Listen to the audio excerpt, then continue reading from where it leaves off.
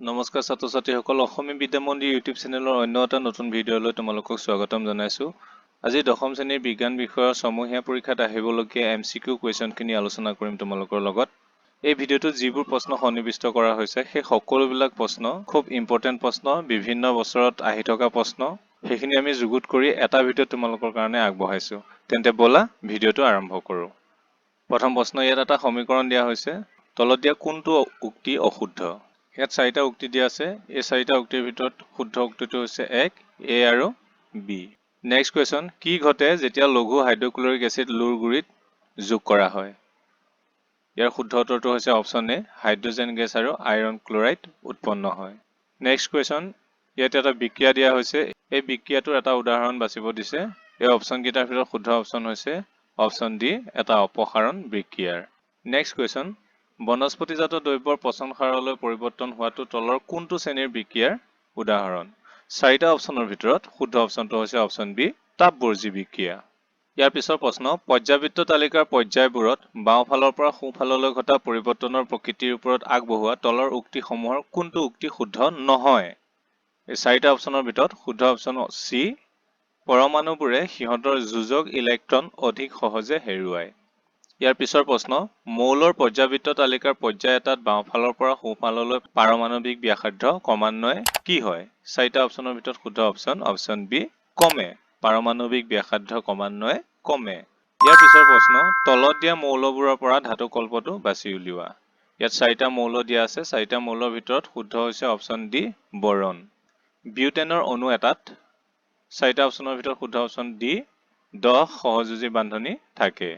Next question, তলৰ কোনটো মৌল 1 বৰ্গমূলৰ অন্তৰ্ভুক্ত নহয়? শুদ্ধ অপশ্যন D, C A। আধুনিক পৰ্যাবৃত্ত তালিকাত বৰ্গৰ সংখ্যা অশুদ্ধ অপশ্যন C, 18।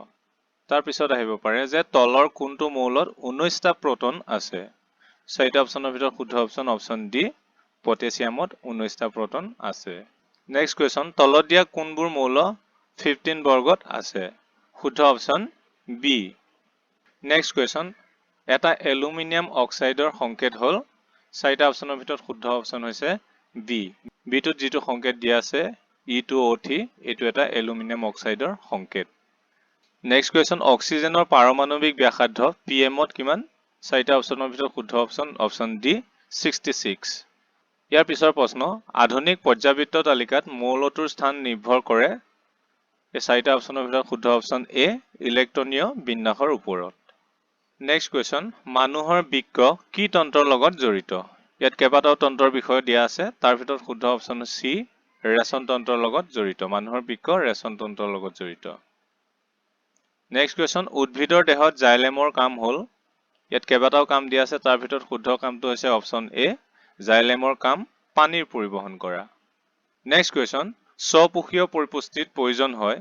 ইয়াত অপশ্যনত আছে option A, carbon dioxide আৰু পানী, B, পত্ৰহৰিত, C, সূৰ্যৰ পোহৰ, D, ওপৰৰ আটাইকেইটা। এতিয়া শুদ্ধ অপশ্যন D টোৱে হ'ব। ওপৰৰ আটাইকেইটাই স্বপোষীয় পৰিপুষ্টিত প্ৰয়োজন হয়।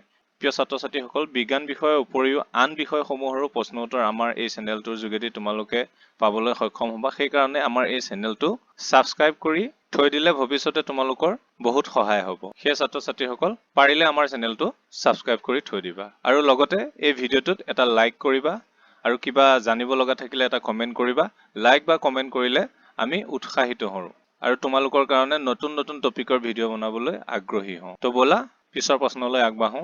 পিছৰ প্ৰশ্নত আছে, পাওৰুটিত অণু ভাঙি কাৰ্বন ডাই অক্সাইড, পানী আৰু শক্তি উৎপন্ন হোৱা বিক্ৰিয়াটো সম্পাদিত হয়? চাৰিটা অপশ্যনৰ ভিতৰত শুদ্ধ অপশ্যন প্ৰথম ছ, মাইটকণ্ড্ৰিয়াত। ইয়াৰ পিছৰ প্ৰশ্ন হৈছে, অবাত শ্বসন সম্পন্ন হয় ক'ত সম্পন্ন হয়? চাৰিটা অপশ্যনৰ ভিতৰত শুদ্ধ অপশ্যন D, কোষ পৰশত বা চাইটোপ্লাজমত অবাত শ্বসন সম্পন্ন হয়।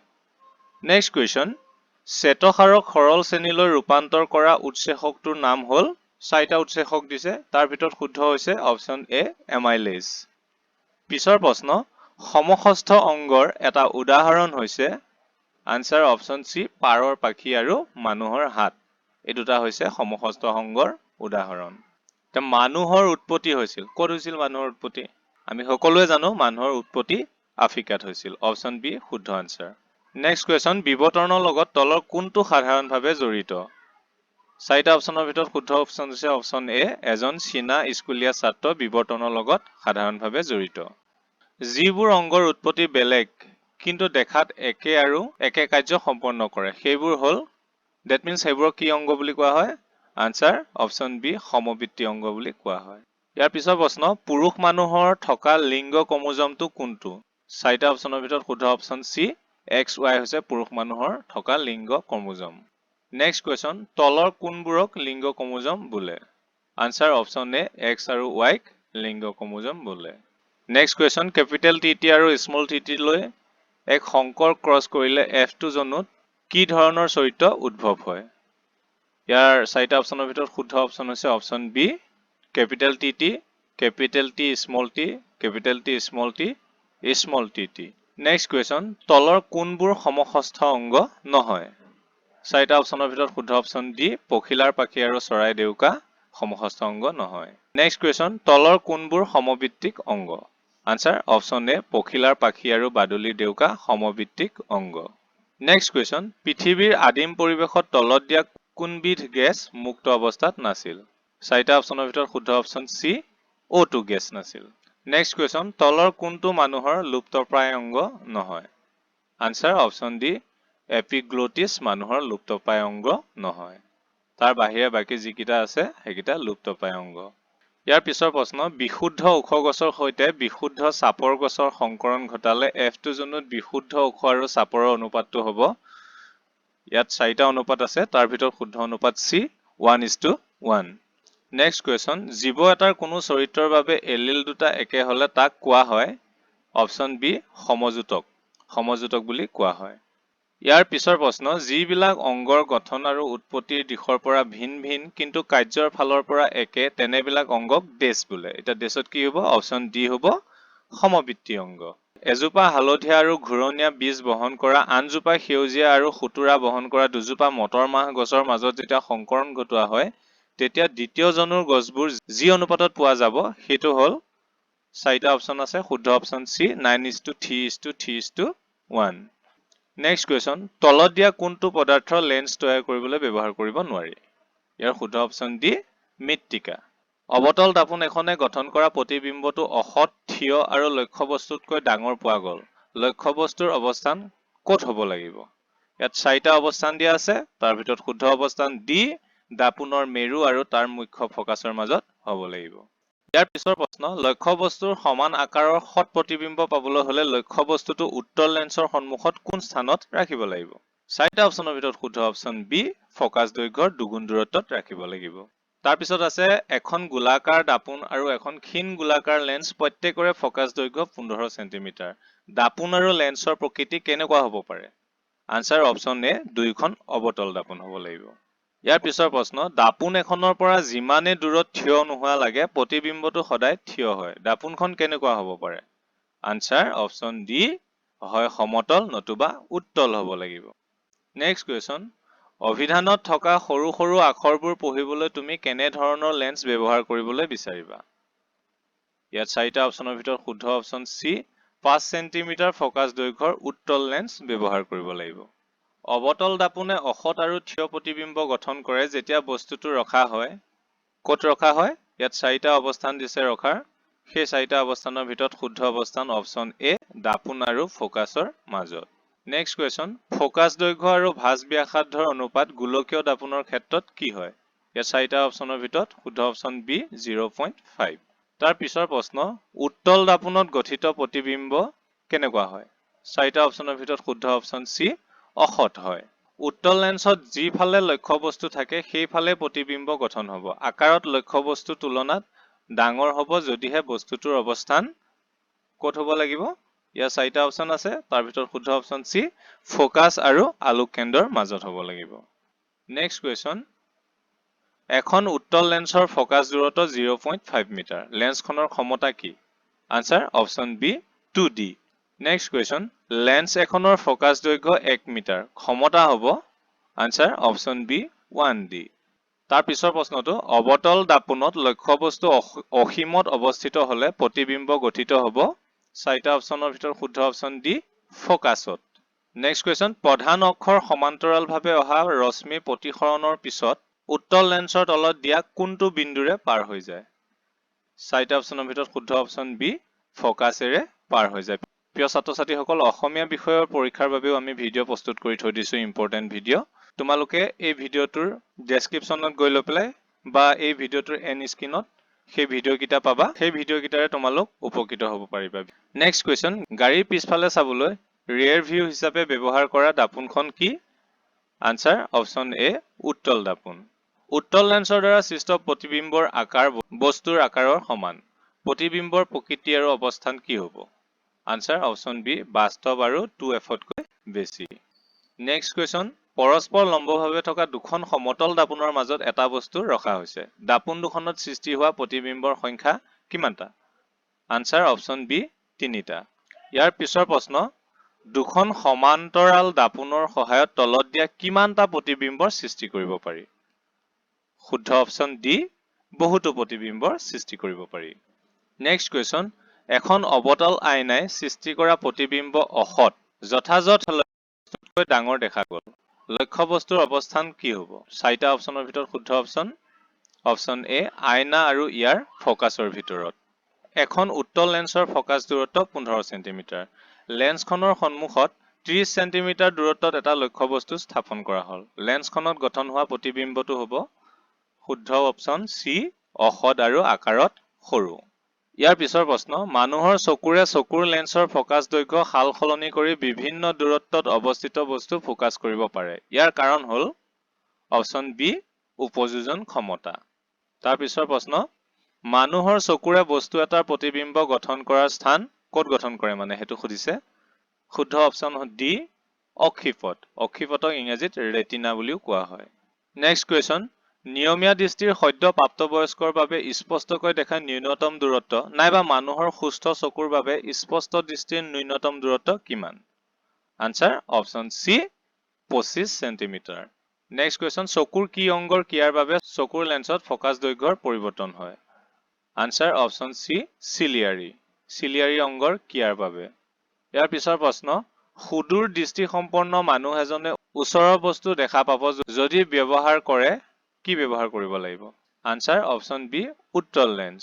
মায়পিয়া দৃষ্টিদোষ আঁতৰাবলৈ ব্যৱহাৰ কৰা লেন্সখন হ'ল, ইয়াত 4খন লেন্সৰ নাম আছে, তাৰ ভিতৰত শুদ্ধ হৈছে অপশ্যন এ অৱতল লেন্স। তলত উল্লেখিত কিহৰ বাবে চকুৰ লেন্সৰ বক্ৰতা পৰিৱৰ্তন হয়? আনসাৰ অপশ্যন চি চিলিয়াৰী পেশীৰ বাবে। ওচৰৰ দৃষ্টি ব্যাহত হোৱা অৱস্থাক বোলা হয় অপশ্যন বি হাইপাৰ মেট্ৰপিয়া বোলা হয়। এজন ব্যক্তিয়ে 2D ক্ষমতাৰ চশমা ব্যৱহাৰ কৰে। তেওঁৰ দৃষ্টি বিকাৰ হ'ল 2D ক্ষমতাৰ চশমা ব্যৱহাৰ কৰিবলগীয়া হোৱাকৈ তেওঁৰ কি বেমাৰ হৈছে? Answer option A মায়পিয়া। মায়পিয়া হ'লে 2D ক্ষমতাৰ চশমা ব্যৱহাৰ কৰা হয়। নেক্সট কুৱেশ্যন, চন্দ্ৰত আকাশৰ ৰং কেনেকুৱা? আনসাৰ ক'লা। চন্দ্ৰত আকাশৰ ৰং ক'লা হয়। আকাশৰ নীলা ৰঙৰ কাৰণ হ'ল, ইয়াত 4টা অপশ্যনৰ ভিতৰত শুদ্ধ অপশ্যন এ সূৰ্যৰ ৰশ্মিৰ বিক্ষেপণ। সেইকাৰণে আকাশৰ ৰং নীলা হয়।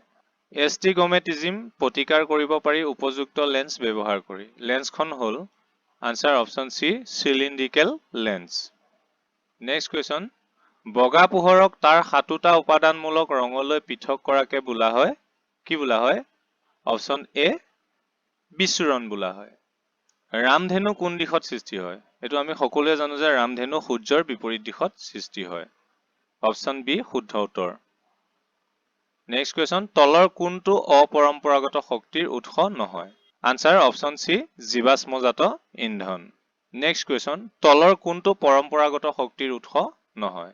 আনসাৰ অপশ্যন চি নিউক্লিয় শক্তি।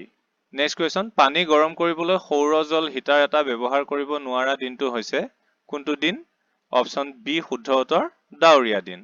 ইয়াৰ পিছৰ প্ৰশ্ন, তলৰ কোনটো জৈৱ উপাদান শক্তিৰ উৎসৰ উদাহৰণ নহয়? আনসাৰ অপশ্যন চি নিউক্লিয় শক্তি। নেক্সট কুৱেশ্যন, আমি ব্যৱহাৰ কৰা শক্তিৰ সৰহ সংখ্যক উৎসৰ শক্তি হ'ল সঞ্চিত সৌৰ শক্তি। তলৰ কোনটো সৌৰ শক্তি আধাৰিত নহয়? আনসাৰ অপশ্যন এ ভূতাপীয় শক্তি সৌৰ শক্তিৰ আধাৰিত নহয়।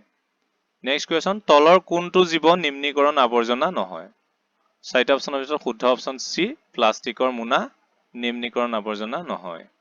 নেক্সট কুৱেশ্যন, ছলেনিয়ডৰ কুণ্ডলীত বৈদ্যুতিক প্ৰবাহ প্ৰবাহিত হ'লে চৌম্বক ক্ষেত্ৰ হ'ব আনসাৰ অপশ্যন চি সকলো সময়ত একেই থাকিব ইয়াৰ পিছৰ প্ৰশ্ন তলৰ কোনবিধ ইন্ধনক গৌণ ইন্ধন বুলি কোৱা হয় আনসাৰ গোবৰ গেছক গৌণ ইন্ধন বুলি কোৱা হয় অপশ্যন এ শুদ্ধ আনসাৰ বায়োগেছৰ মূল উপাদানটো হৈছে answer option D methane methane বায়োগেছৰ মূল উপাদান নেক্সট কোৱেশ্চন তলৰ কোনবিধ শক্তিৰ উৎস নৱীকৰণযোগ্য আনসাৰ অপশ্যন ডি বায়ু শক্তি নৱীকৰণযোগ্য শক্তিৰ উৎস পেট্ৰল আৰু ডিজেল হৈছে আনসাৰ অপশ্যন ডি নৱীকৰণ অযোগ্য শক্তিৰ উৎস তাক নৱীকৰণ কৰিব নোৱাৰি ইয়াৰ পিছৰ প্ৰশ্ন কাৰ্বনৰ সৰ্বোচ্চ শতাংশ পৰিমাণ থকা কয়লাৰ শ্ৰেণীটো হ'ল কোনটো কয়লা অপশ্যন বি এন্থ্ৰাচাইট কয়লা পেট্ৰলিয়াম পাতনত জড়িত এটা প্ৰক্ৰিয়া হৈছে অপশ্যন বি বাষ্পীভৱন প্ৰক্ৰিয়া